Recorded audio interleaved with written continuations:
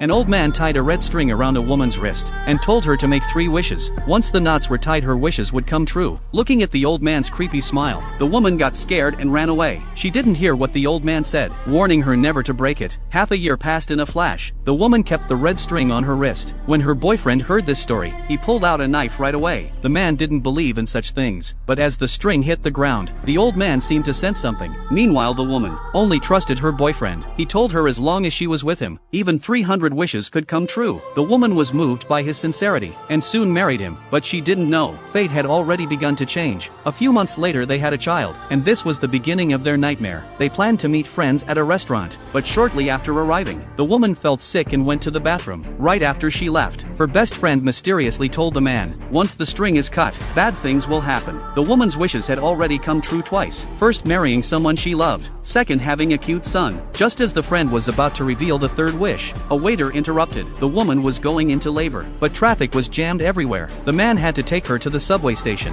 planning to ride the train to the hospital. But as soon as they entered the car, a group of street performers rushed in. The loud music mixed with intense pain made it unbearable for the suffering woman. Along with her painful moans, something strange happened. The lights inside began to flicker. The subway stopped in alternating darkness and light. The wife gave birth on the subway, but the moment the baby was born, all the subway lights suddenly came on. They didn't know yet. This moment of happiness was the start of their suffering. 6 months after their son was born, strange things began happening. While the woman was at work, she suddenly got a text from her husband. It was a photo of him holding their son. The picture was taken from a third person's angle, but when the woman got home from work and tried to look at the photo again, it had vanished. At home, the woman grabbed her husband's phone. She thought he was lying to her, but when she carefully checked the phone, there were no photos of their son. Her husband thought she was hallucinating. That night, while the woman watched the baby, the photo was sent again. The woman told her husband about it. She wanted to prove she was telling the truth, but when her husband came to look, there was nothing on the phone screen. The woman started breaking down. She'd had enough of these weird things. She believed their son was causing everything. The angrier she got thinking about it, she walked down the street, venting her rage. When she got home, she threw the baby to her husband and went to her room.